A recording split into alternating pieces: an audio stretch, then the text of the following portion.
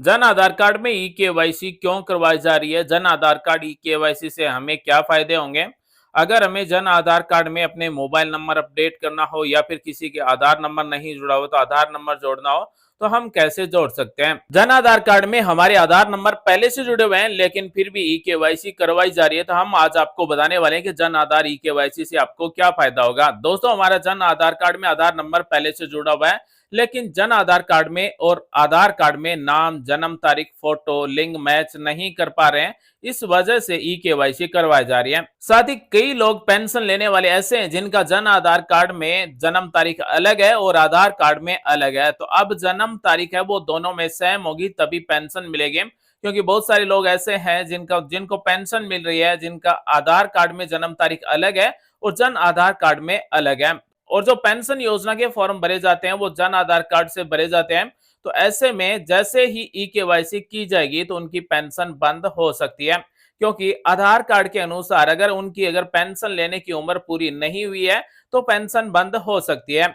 साथ ही जन आधार कार्ड से भी अब राशन मिलता है, तो जितने भी सदस्य जन आधार कार्ड में जुड़े हुए हैं उनके अनुसार ही राशन मिलता है।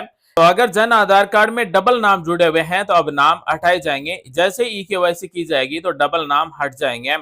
साथ ही जन आधार कार्ड में अगर डबल नाम जुड़े हुए हैं, अगर एक नाम में आधार कार्ड नंबर जुड़ा हुआ है दूसरे में आधार नंबर नहीं जुड़ा हुआ है तो वो नाम भी हट जाएगा। जिसके आधार नंबर नहीं जुड़े हुए हैं और डबल नाम है वो नाम भी ऑटोमेटिक जन आधार कार्ड से ई केवाईसी होने के बाद में हट जाएगा। साथ ही अगर किसी दूसरे राज्य के मूल निवासी ने अगर जन आधार कार्ड बना रखा है और चिरंजीवी जैसी योजनाओं का लाभ ले रहा है तो वो भी अब बंद हो जाएगा। जन आधार कार्ड से हमें क्या फायदा मिलेगा? तो Jan Aadhaar card e KYC के बिना हमें जन आधार कार्ड से जुड़ी हुई जितनी भी सरकारी योजनाएं उन सभी का लाभ नहीं मिलेगा, जैसे छात्रवृत्ति, pension, ration, Jan Aadhaar editing, Chiranjeevi, पालनहार, जाति मूल, ईडब्ल्यूएस आदि से संबंधित जो जन आधार कार्ड से जुड़ी हुई योजना है उन सभी का लाभ नहीं मिलेगा। साथ ही आने वाले समय में सरकारी योजनाओं का लाभ लेने के लिए फॉर्म भरने की भी आवश्यकता नहीं होगी। जो जिस योजना के लिए पात्र होगा उनका फॉर्म जन आधार कार्ड से स्वतः ही ऑनलाइन भरा जाएगा।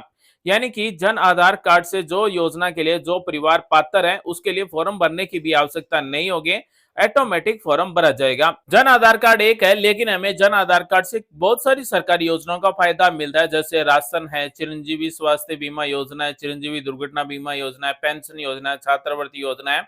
इसी तरह से राजस्थान सरकार की किसी भी सरकारी योजना में फॉर्म भरने के लिए हमें जन आधार कार्ड की जरूरत होती है। और जन आधार कार्ड में अब बिना ई केवाईसी के आप सरकारी योजनाओं में फॉर्म नहीं भर सकते हैं। Jan Aadhaar card e KYC करते समय हमें कुछ महत्वपूर्ण पॉइंट्स का ध्यान रखना है, जैसे जन आधार कार्ड 5 वर्ष से छोटे सदस्यों की ई केवाईसी अनिवार्य नहीं है। यानी कि अगर परिवार में 5 साल से कम उम्र के बच्चे हैं या फिर 5 साल तक के बच्चे हैं तो उनकी ई केवाईसी जरूरी नहीं है। जन आधार कार्ड में जुड़े हुए 5 वर्ष से बड़े सभी सदस्यों की आधार केवाईसी अनिवार्य है। इसके बिना आप जन आधार कार्ड की सेवाओं का उपयोग नहीं कर पाएंगे। यानी कि 5 साल से बड़े सभी सदस्यों की ई केवाईसी किया जाना अनिवार्य है। और आधार केवाईसी के उपरांत जन आधार की व्यक्तिगत पहचान संख्या को केवाईसी किए गए आधार के साथ सत्यापन के पश्चात हमेशा के लिए लिंक कर दिया जाएगा, जिसे भविष्य में बदला नहीं जा सकेगा। इसलिए जिस सदस्य का आधार संख्या दिया गया है वो आधार संख्या जांच लें, उसके बाद में ही आपको केवाईसी करना है। अगर कोई जन आधार कार्ड ऐसा है जिसके सदस्यों के आधार नंबर एक दूसरे के जुड़े हुए हैं तो सबसे पहले आपको आधार केवाईसी से पहले आधार नंबर को अपडेट करना है। साथ ही आधार केवाईसी के उपरांत फोटो, नाम, लिंग एवं जन्म तिथि को आधार में उपलब्ध सूचनाओं से जन आधार कार्ड में अपडेट किया जाएगा, जिसे सत्यापन के पश्चात पुनः जन आधार कार्ड में अपडेट नहीं किया जा सकेगा। इसलिए जो भी ई केवाईसी करवा रहा है उसका आधार कार्ड में नाम अन्य दस्तावेजों के अनुसार सही होना चाहिए, उसके बाद में ही हमें ई केवाईसी करवाना है। और ई केवाईसी करवाने का यही उद्देश्य है कि जन आधार कार्ड में नाम अलग है, आधार कार्ड में नाम अलग है। अब ई केवाईसी होने के बाद में जन आधार कार्ड को आधार कार्ड में पूरी तरह से जोड़ दिया जाएगा। यानी कि आधार कार्ड में जो नाम होगा वही जन आधार कार्ड में होगा और जो आधार कार्ड में जन्म तारीख दी गई है वही जन आधार कार्ड में होगी। फोटो भी आधार कार्ड वाली ही जन आधार कार्ड में रहेगी। लिंक जो आधार कार्ड में है वही जन आधार कार्ड में रहेगा। Jan Aadhaar card e KYC हम अपनी खुद की एसएसओ आईडी से कर सकते हैं, कोई चार्ज नहीं है, बिल्कुल फ्री में अपने जन आधार कार्ड में अपना आधार नंबर जोड़कर ई केवाईसी कर सकते हैं। ई केवाईसी से पहले हम अपने जन आधार कार्ड को एडिट नहीं कर सकते हैं, किसी भी सदस्य के मोबाइल नंबर अपडेट करना हो तो वो भी नहीं अपडेट कर सकते हैं। साथ ही जन आधार कार्ड ई-केवाईसी होने के बाद में भी फैमिली इनकम को भी अपडेट करना होगा। वर्तमान में लाखों पेंशनधारियों की पेंशन रुकी हुई है और इसका मुख्य कारण है कि जन आधार कार्ड ई-केवाईसी करवाई जा रही है। ई-केवाईसी होने के बाद में ही पेंशन मिलेगी और पेंशन का भी सत्यापन किया जाएगा। जो पेंशन योजना के लिए पात्र होगा उसे ही पेंशन दी जाएगी। साथ ही जन आधार कार्ड में आधार ई-केवाईसी होने के बाद में आधार कार्ड से जुड़े हुए बैंक खाते में ही आपको सरकारी योजनाओं के रुपए भेजे जाएंगे और इसीलिए ई-केवाईसी की जा रही है। साथ ही जन आधार ई-केवाईसी से पहले आप ये चेक कर लें कि जिस भी सदस्य की हम ई-केवाईसी कर रहे हैं उसके सभी डॉक्यूमेंट अपलोड होना जरूरी है, दस्तावेज अपलोड होना जरूरी है, अन्यथा ई-केवाईसी रिजेक्ट हो सकती है। तो जब भी आप ई-केवाईसी करवाने जाएं या फिर अपने खुद की एसएसओ आईडी से ई-केवाईसी करें तो अपना जन आधार पोर्टल ओपन करके अपने सभी डॉक्यूमेंट चेक कर लें कि परिवार के जितने भी सदस्य जुड़े हुए हैं उन सभी के दस्तावेज अपलोड होना जरूरी है। उसके बाद में ही हमें ई-केवाईसी करना है, क्योंकि अगर हम बिना डॉक्यूमेंट अपलोड किए हुए अगर ई-केवाईसी करते हैं तो ई-केवाईसी रिजेक्ट हो सकती है। तो अगर आपको ये देखना है कि आपके किन सदस्य के डॉक्यूमेंट अपलोड नहीं है तो अपलोड डॉक्यूमेंट वाले ऑप्शन पर क्लिक करने के बाद में यहाँ पर हमें आधार नंबर पूछा जाएगा। तो जन आधार कार्ड में जुड़े किसी भी सदस्य के यहाँ पर हमें आधार नंबर लगाना है, खोजे पर क्लिक कर देना है।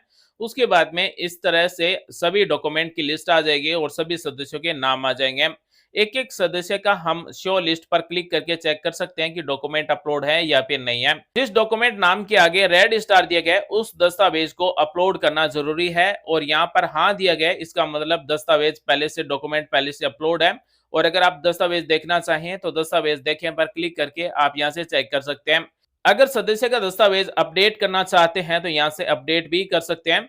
तो उदाहरण के तौर पर यहाँ पर देख सकते हैं इस सदस्य का एड्रेस सर्टिफिकेट यहाँ पर अपलोड नहीं है, तो हम यहाँ से एड्रेस सर्टिफिकेट के लिए दस्तावेज अपलोड करेंगे, उसके बाद में ही ई-केवाईसी करेंगे। तो यहाँ पर आपको दस्तावेजों के नाम मिल जाते हैं। जो आप दस्तावेज अपलोड कर रहे हैं उस दस्तावेज का नाम यहाँ से सिलेक्ट करेंगे और चूज फाइल पर क्लिक करके यहाँ से दस्तावेज अपलोड करेंगे और लास्ट में यहाँ पर सभी सदस्यों के दस्तावेज अपलोड करने के बाद में दस्तावेज अपलोड करें पर क्लिक कर देना है।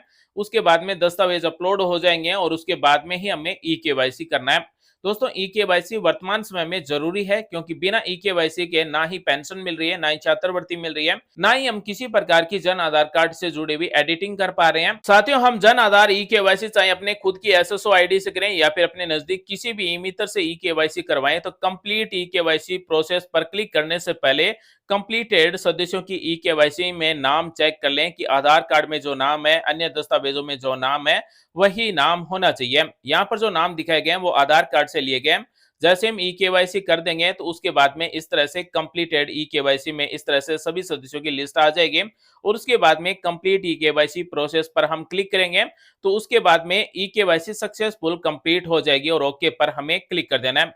अब ई-केवाईसी होने के बाद में हमारे परिवार की ई-केवाईसी कितने दिन में कंप्लीट हो जाएगी? तो यहाँ पर आपको लगभग 5-7 दिन लगते हैं। 5-7 दिन में आपकी ई-केवाईसी है वो कंप्लीट हो जाएगी और ई-केवाईसी कंप्लीट होने के बाद में हम अपने जन आधार कार्ड में एडिट कर सकते हैं, यानी कि अगर मोबाइल नंबर जोड़ना हो तो मोबाइल नंबर जोड़ सकते हैं, लेकिन नाम, फोटो, जन्म तारीख लिंक को अपडेट नहीं कर सकेंगे। मान लीजिए किसी सदस्य का आधार कार्ड में नाम सही नहीं था और अगर हमने ई-केवाईसी कर दी है तो अब हम अगर जन आधार कार्ड में नाम अपडेट करना चाहें तो कैसे कर सकते हैं? तो इसके लिए आपको जन आधार कार्ड में नाम अपडेट करने की जरूरत नहीं होगी। जैसे ही हम आधार कार्ड में नाम सही करेंगे तो ऑटोमेटिक जन आधार कार्ड में नाम सही हो जाएगा। जैसे ही दोस्तों हमारी जन आधार ई-केवाईसी सक्सेसफुल हो जाती है, जो आधार कार्ड में नाम है वही जन आधार कार्ड में आ जाते हैं, तो उसके बाद में फैमिली इनकम को अपडेट करना है, क्योंकि फैमिली इनकम अपडेट किए बिना जो भी हमारे जन आधार कार्ड में पेंशनधारी जुड़े हुए हैं उनको पेंशन नहीं मिलेगी। साथ ही जैसे ही हम जन आधार कार्ड में इनकम अपडेट कर देंगे तो अगर हमारी इनकम 8 लाख रुपए से कम होगी तो हमें चिरंजीवी स्वास्थ्य बीमा योजना का और चिरंजीवी दुर्घटना बीमा योजना का लाभ मिलना शुरू हो जाएगा। परिवार को 25 लाख रुपए तक कैशलेस इलाज का लाभ दिया जाएगा। दोस्तों इस वीडियो को लाइक कीजिए और समाज सेवा के लिए एक शेयर जरूर कीजिए। अगर आप पहली बार जॉब अलर्ट ग्रुप पर आए हैं तो आप सभी का स्वागत है। चैनल को जल्दी से सब्सक्राइब कर लें, बेल आइकन को दबा लें, ऑल नोटिफिकेशन सेलेक्ट कर लें। साथ ही हमें कमेंट करके बताएं क्या आपने जन आधार ई-केवाईसी करवा ली है या फिर नहीं करवाई है। तो दोस्तों आज हमने आपको बताया कि जन आधार ई-केवाईसी के क्या फायदे हैं और जन आधार ई-केवाईसी कैसे करवानी है। उम्मीद है जानकारी आपको अच्छी लगी। मिलेंगे अगले वीडियो में एक नई जानकारी के साथ, तब तक के लिए आपको जय हिंद, वंदे मातरम।